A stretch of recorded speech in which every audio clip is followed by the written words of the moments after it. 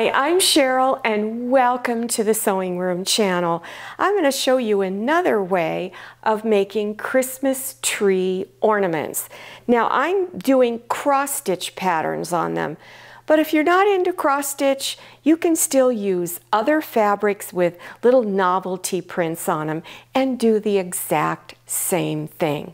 So I'm going to go over all the supplies. I'll go over the books that I'm using, where you can get patterns. Maybe you've already got a book on cross-stitch with dozens of patterns in it. So let's get started. If you do not have any cross-stitch pattern books, there are many out there that you can purchase. And here's just a few of the ones that I work out of. And this is Leisure Arts, a big collection of alphabets, and it's just a wonderful book. Gives you all different styles of lettering. The book where I got my Christmas tree designs out of was this one here by Better Homes and Gardens, 2001 cross-stitch designs.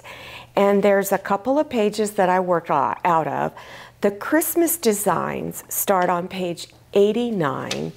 And then the border designs, if you choose to use borders, starts on page 143. This is an embroidery frame and it's on a stand, and I use this because my right hand is handicapped and it's really easy for me to use this. You still can use a hoop if you'd like to, but if you're going to use a hoop, you probably want to use a smaller one.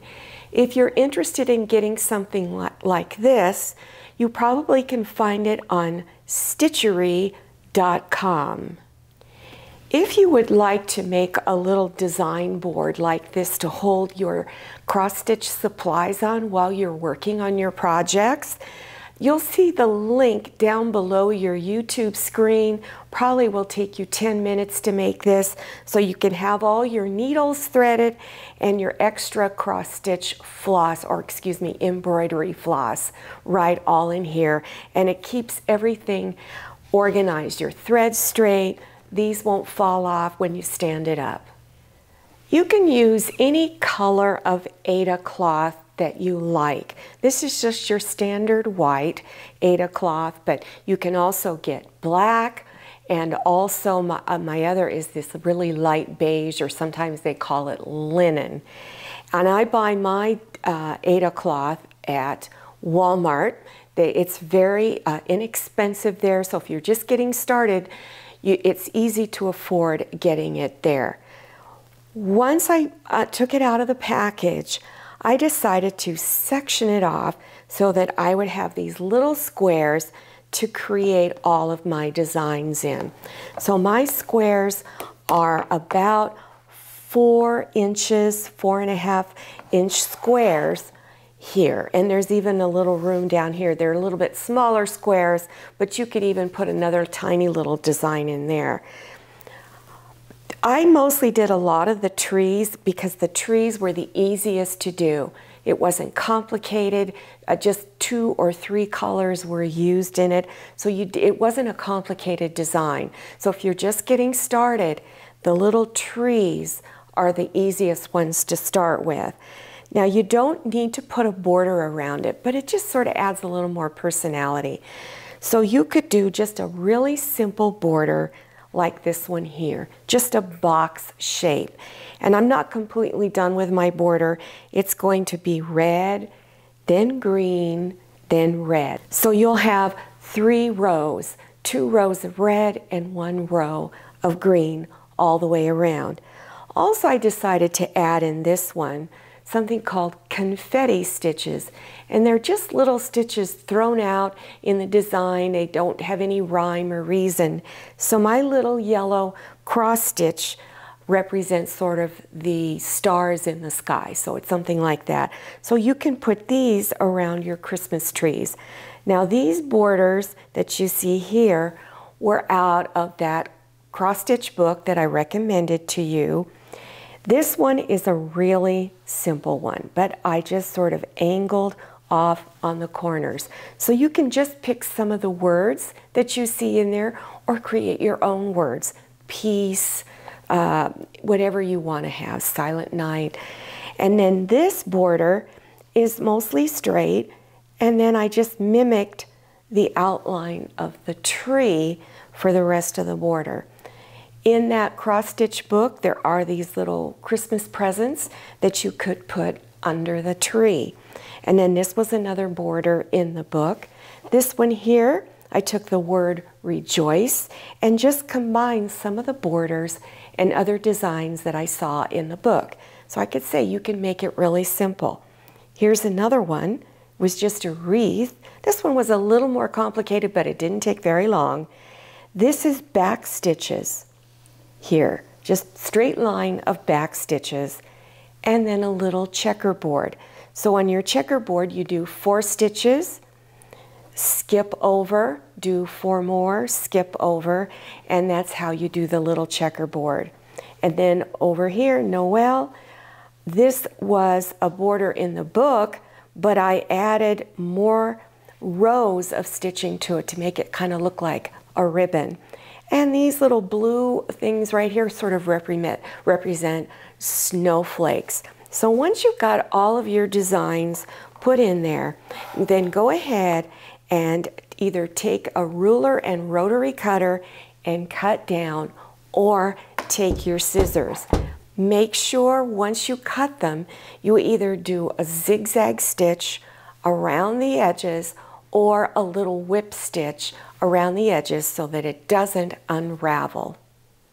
Here are some of the supplies that I recommend that you can use on these cross-stitch tree ornaments. This is Rick Rack, and this is made by Wrights, W-R-I-G-H-T-S. You can get it at Joann Fabrics and Crafts, Amazon, and many other online fabric supply websites. This is some red ribbon, and this is Ofray ribbon. I purchased it at Walmart. This is some other ribbon that's also by Ofray. I used these to make my little bows, and it's also, you can get it at Walmart. This is some green ruffle lace trim. I don't know where I bought it, but I ran across it in my stash of trims, so I am using this on one of them. And then also, just any scrap fabrics you want to use. I decided to use this little ho ho ho Christmas fabric. Over here is Beaded Trim. This is optional, and you can buy some at Joann's, but their prices are pretty high, even with a coupon. This string right here, for 1 yard, it only costs $5, whereas this could cost up to $15 to $20 a yard. So shop around. I bought this on Etsy.com, that's E-T-S-Y, and their prices were very, very reasonable. So you may want to check them out to see if you can find trim that you like. If you want to use Rick Rack on your tree ornaments, this is 1/2-inch wide Rick Rack. You can use 1/4-inch wide Rick Rack and even the baby Rick Rack, which is really narrow. Use any one of your choice. And you first, how I like to stitch mine on is I'll put them on opposite edges, and I'll pull it in far enough away so that it's more than 1/4 of an inch away from this raw edge, because we don't want the edge of the Rick Rack to get caught in the seam. So pull it far enough away, and then stitch right down the center of your Rick Rack. Then after you've stitched these 2 edges on, then put your other pieces on over it, placing it far enough away from the edge, and then stitch down the center of your Rick Rack. And then, if you're not going to add anything else, then place your fabric over the top. Now, let me show you one other piece. Now, let's say you want to do beaded trim. You don't want to place it like this. You want to flip it to where the beads are laying on the inside, place the ribbon down there near the edge. And now when you stitch the beaded trim on, you're going to stitch on the edge of the ribbon that's closest to the beads. And once you've stitched your fabric on over it, okay, you've stitched your fabric on, when you turn it front side out, the beads will automatically flip to where they're hanging out on the bottom edge.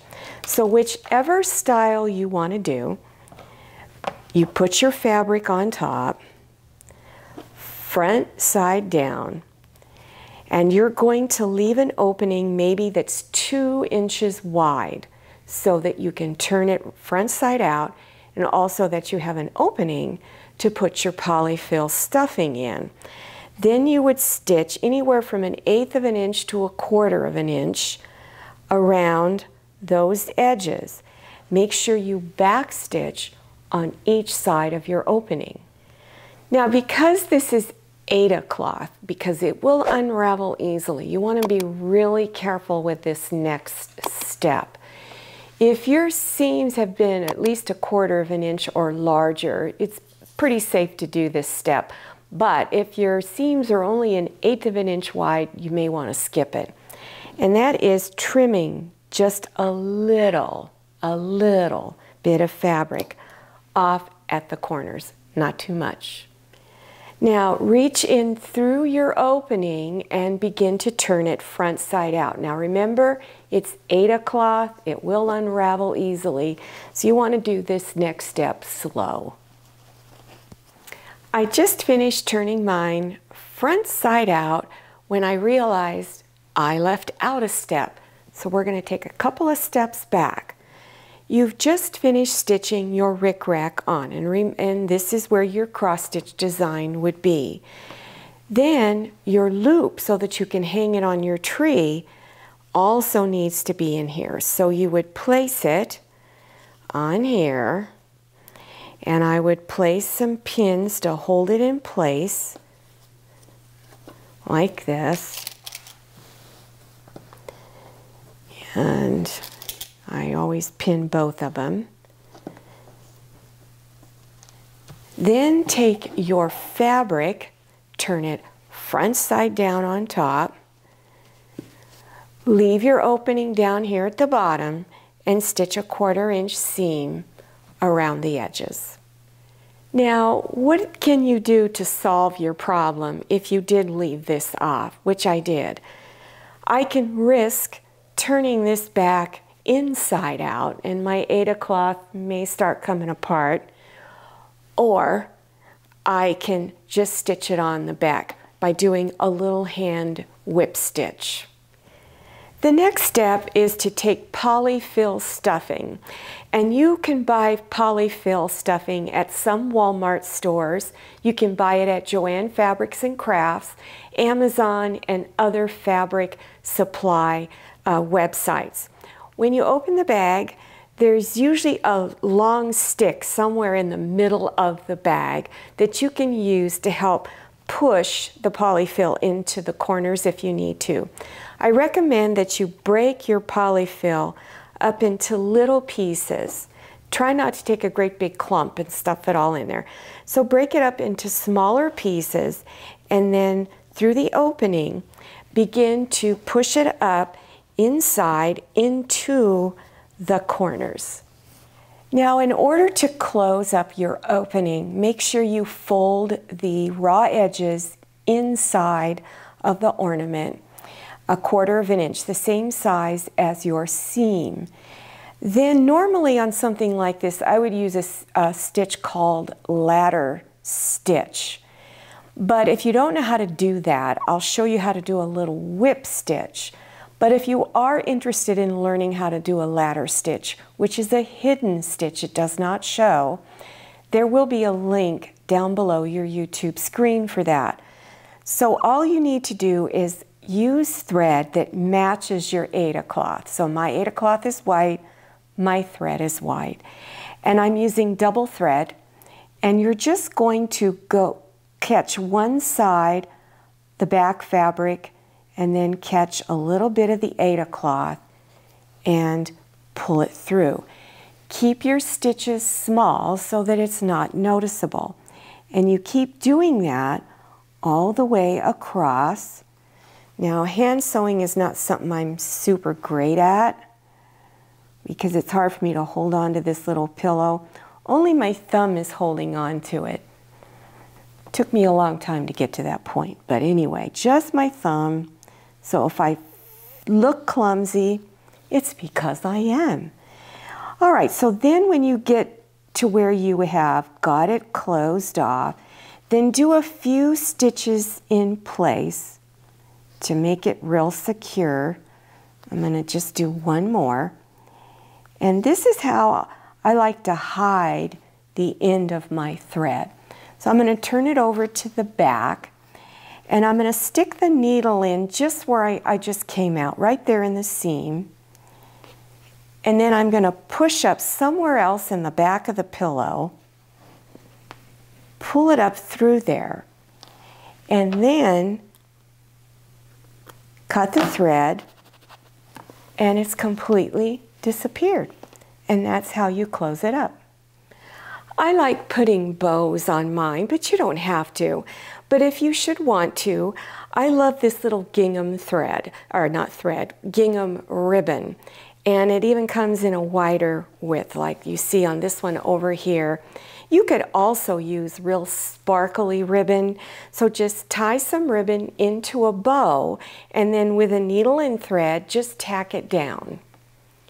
I really enjoyed doing this project. I find cross stitch very relaxing. So I hope you enjoyed this tutorial and that you've learned something new.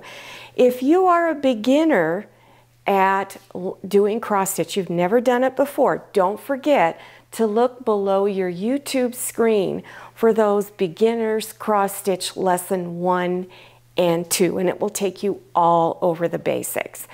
Also, don't forget to follow me on Instagram and make sure you go and check out my Facebook page. Thank you so much for watching. I'll see you next time, and happy sewing. If you like the Sewing Room channel, one of the best ways to show your support is to subscribe by clicking on that red subscribe button and give this video a thumbs up.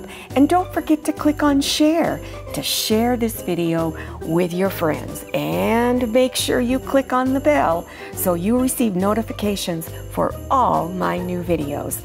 I'm Cheryl. This is Manny. See you next time.